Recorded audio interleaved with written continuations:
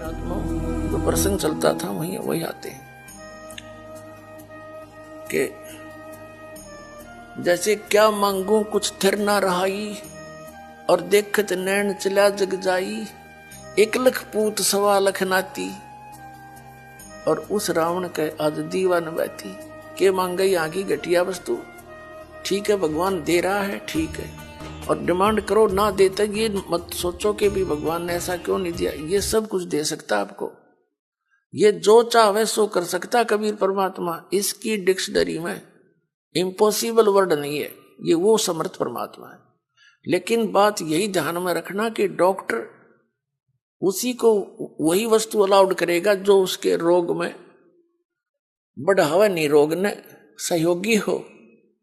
तो ये भी आप ध्यान रखना, ऐसी वस्तु आपको यहां से मिलेगी नहीं जो आपकी भक्ति का नाश करे, और बाकी आपका काम कोई 8 लगेगी नहीं। ये सत्कर मान लियो, बेसिक लिख लेना कि तक कोने में डायरी के।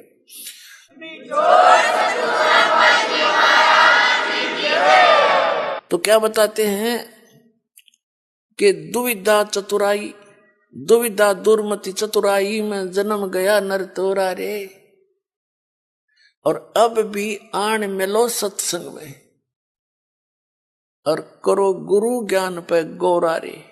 यानी गौर करो, इसमें गड़े ध्यान से विचार करो जो गुरु जी ज्ञान बताते हैं। फिर बताते हैं कि शरण पड़े को गुरु संभाले, जान के बालक भोला रे, और कहे कबीर तुम चरण चित राखो, ज्यों सुई में डोरा रे।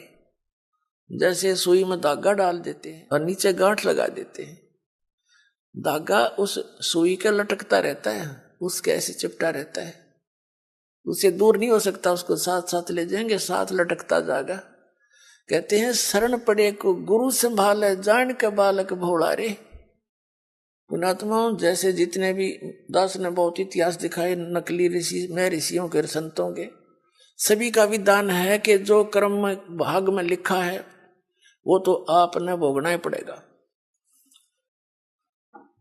भाग्य में जो लिखा है उसको प्रारब्ध कहते हैं, प्रारब्ध। अब प्रारब्ध में हमने जो दुख भोगने पड़ेंगे, फिर भक्ति की आवश्यकता क्या है? कौन करेगा भक्ति?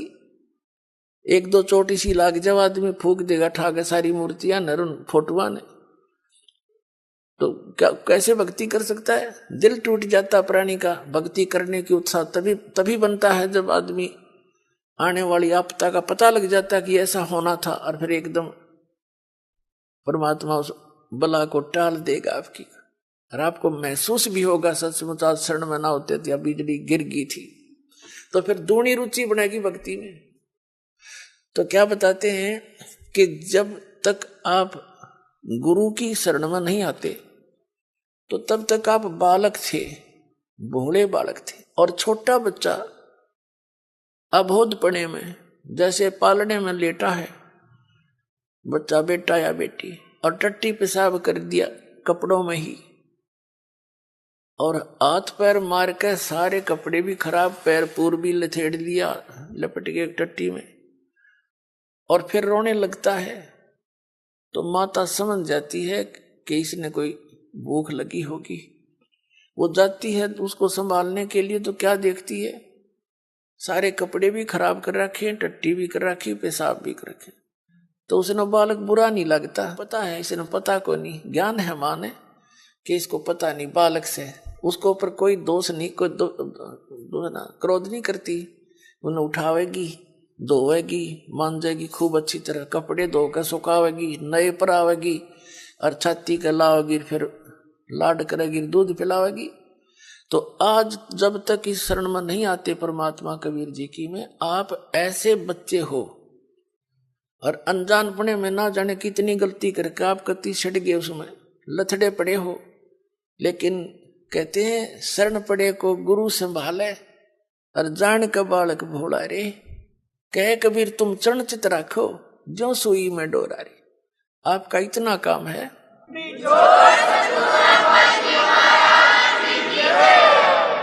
आपके जो प्रारब्ध में जो पहले के जितने भी पाप थे वो आपके साथ लपेट के भेज रखे काल ने, और जिसे पुण्य थे वो भी अंदर डाल दिए, तो आपके दोनों मिलाकर मिश्रण कर रखे है। तो अब परमात्मा आपके उन पापों को धोएगा सारा ने, और फिर आपको स्वच्छ कर लेगा, और स्वच्छ करके फिर सीने का लगाओगा और सतलोक में ले जाकर दूध पियावेगा, यानी वहां सदा सुखी कर देगा आपको।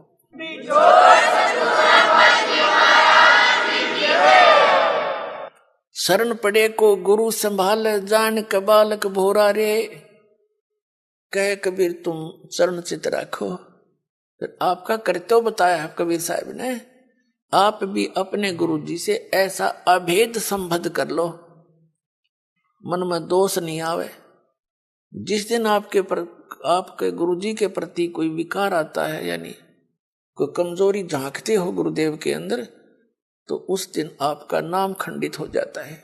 और काल यही चाहता है कि ये एक बार संत से इसका कनेक्शन कट जाए, फिर यो कितना धक्के खाए जाइयो, कहीं तेरा लंबा चौड़ा का क्षेत्र है इसका, तो फिर इसको यही उलझा कर मार देता है।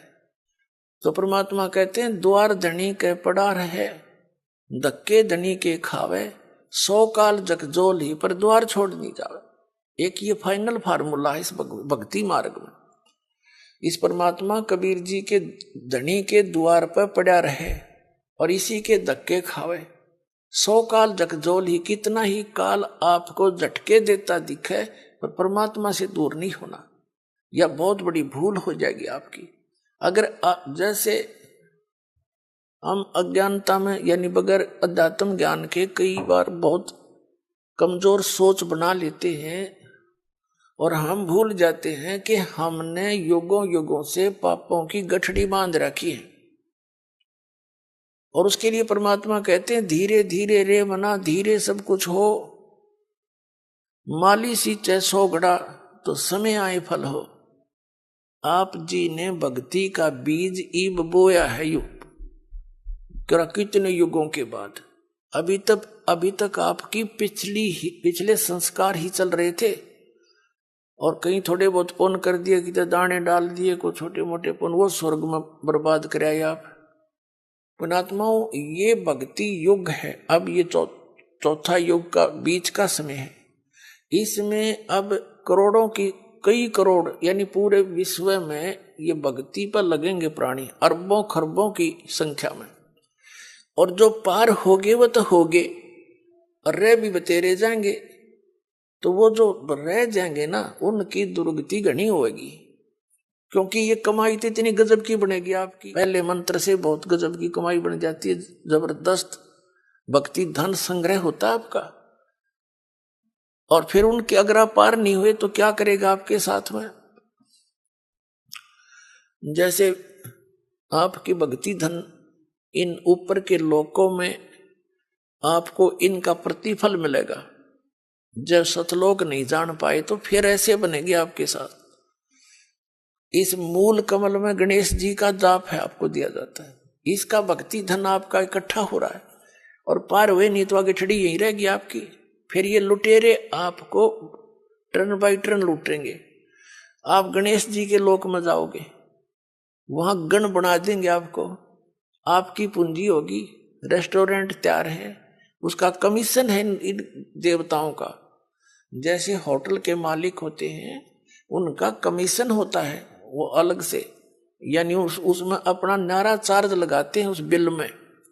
तो आप कहीं किसी में 10% आपकी कमाई से, किसी में 15%, किसी में 20-25% ये अपना लेते हैं, तब अपना गुजारा चला रहे हैं। ये कंगाल लोग है 21 ब्रह्मांड तक का उस सतलोक की दृष्टि में। और अब भक्ति के धनी लोग वहां जाते हैं, जैसे यहाँ कुल्लू मनाली में जाते हैं गर्मियों में सेठ लोग, और 10-20 हजार रुपये खराब करके उल्टे फिर आ जाते हैं मुंह लटका के कर्म क्षेत्र में। तो आप इस मूल कमल के मंत्र का जाप जो आपको दिया जाता है गणेश जी के लोक में, वहां ठाठ करोगे, यहाँ के नकली ठाठ। जब वहां आपकी ये पूंजी समाप्त हो जाएगी, उसके बाद आपको भेजेंगे ब्रह्मा जी के लोक में, क्योंकि उसका भी जाप आपने कर रखा है।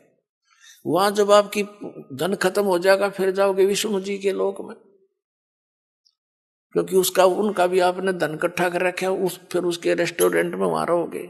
उसके बाद फिर जाओगे आप श्री शिव जी के लोक में, उसकी भी कमाई करते हो, मंत्र जाप करते हो, जाओगे दुर्गा जी के लोक में।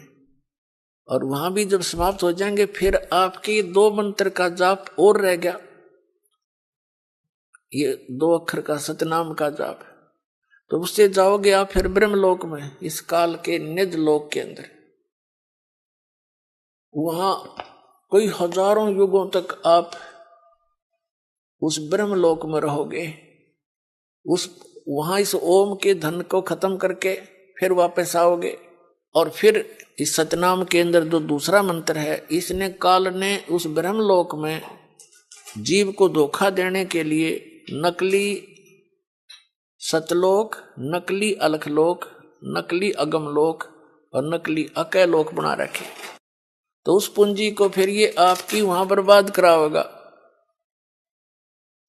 फिर रह गया आपका जिसको सार नाम प्राप्त हो गया है और वो पार नहीं हुआ। जरूरी नहीं कि सार नाम मिलते ही पार हो जाओगे, ये तो परमात्मा ने कहा है राम नाम रटते रहो, राम नाम रटते रहो जब तक घट में प्राणे, भाई कभू तो दीन दयाल के भनक पड़ेगी कान। परमात्मा कबीर जी कहते हैं पाकी खेती देख के गर्भियो मत किसान, अब हूँ झोले बहुत हैं, घर आ ले तब जाने।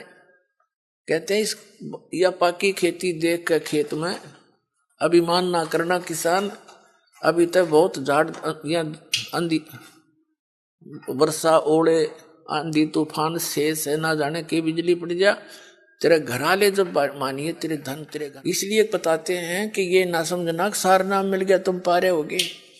सार नाम की कमाई और मर्यादा में अंतिम श्वास तक करते हुए और एक विशेष कसक बनाओ सतलोक में जान की, तब वहां जाओगे जा आशा तांबासा हुई, मन कर्म वचन सुमरियो सोई।